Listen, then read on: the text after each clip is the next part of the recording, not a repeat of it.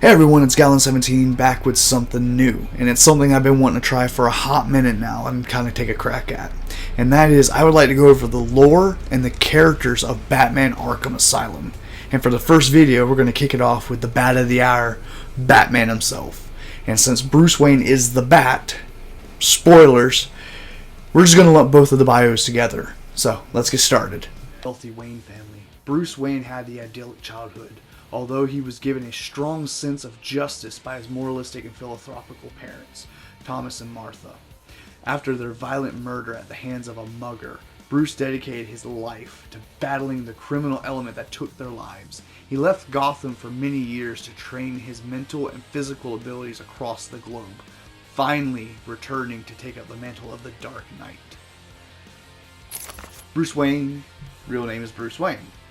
Occupations, he is CEO and a philanthropist.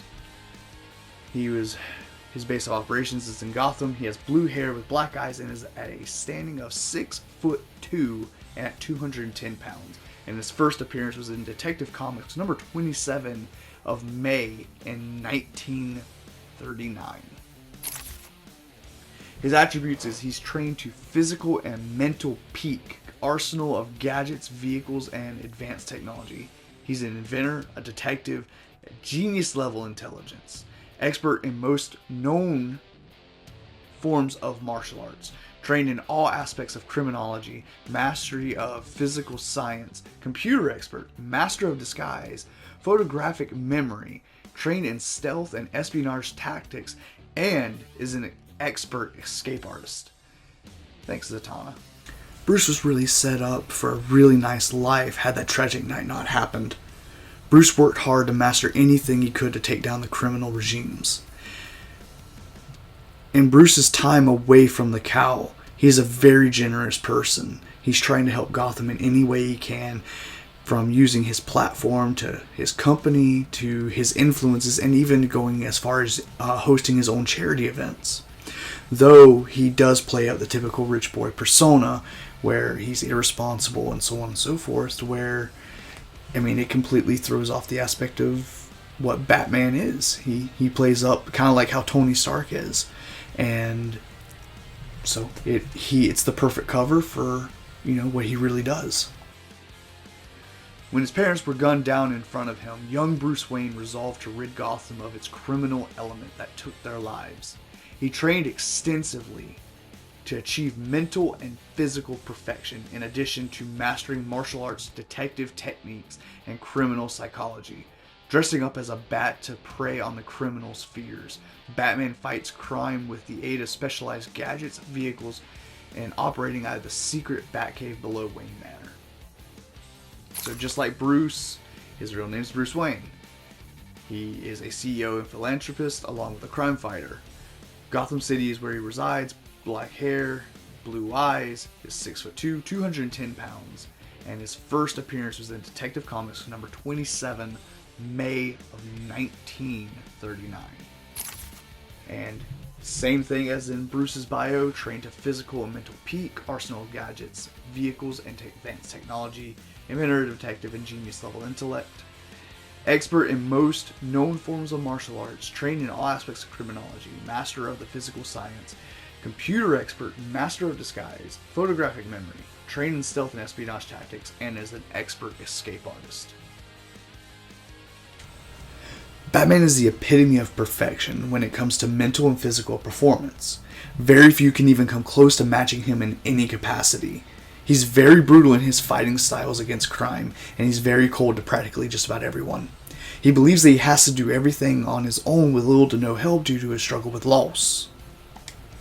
Batman would rather be cold to his loved ones that he cherishes so much, and just to keep them safe rather than getting them involved and risk losing them all over again.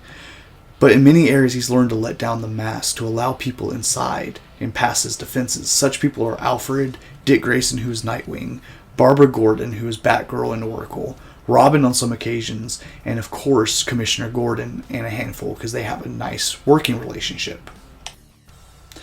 Batman has many gadgets, from the classic Batarang to the grapple gun to explosive gels, which he sprays out into the form of a bat when he is laying it down. He has a mobile decipher that he uses to hack terminals, And he also has a line launcher for ziplining into areas that he can't normally get to. That's not the end to the Bat's toys, because what rich boy with parent issues doesn't have a sick car to cruise the town with? Well, in Arkham Asylum, we get to see the earlier Batmobile with the partially exposed engine, the classic style bat wings strewn across it, and the iconic jet engine on the back. This really gives me the Tim Burton style feel, and a little bit of the modified animated series that we got. It would have been really cool to have been able to drive this in this game, but this was a very ambitious game for the time. And in Arkham Knight, in the race challenges, you can actually race with this car, but I think we all would have really loved to have taken this thing for a spin around Gotham outside of the Riddler challenges. But I mean, hey, you know, at least we got to drive it, right? I mean, because just look at this thing. Who wouldn't want it? Speaking on that, what rich boy doesn't have a private jet that they can just hop into to go somewhere else in the world just because it strikes their fancy? Well, the Bat has that as well. He has the Batwing. And this is a sleeker, faster, lighter version than what we get in some of the later installments. And it really does capture some of that earlier Tim Burton style equipment.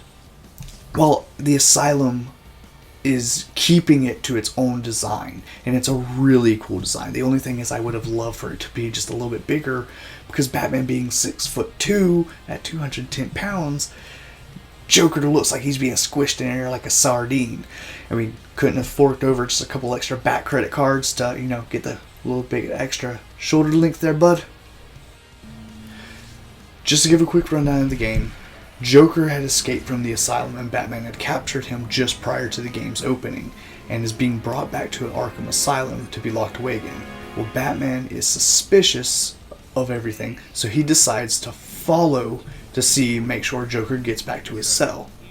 Well, as soon as they're separated and Batman is still on edge and it's just not sure, well, his hunch is proven correctly, because as Joker gets away with just one security guard and a doctor, he decides to break free, and, well, the chaos begins there.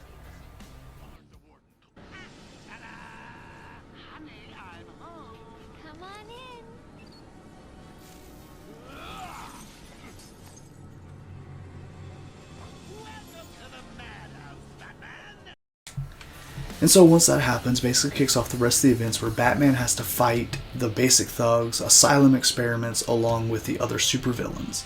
And this game, it really brings it in. It's a wonderful, and I just love playing this. And I love the fact that they got Kevin Conroy to come back to reprise the animated Cal. And he really brings it in. He brought his A game for this series. And I just recognized him immediately, and I couldn't get enough. But on all that, that's where we're going to end it. That's all the info I got right now. And we'll see y'all in the next video, and I hope y'all enjoy this series. Bye-bye. Stay safe, Jim.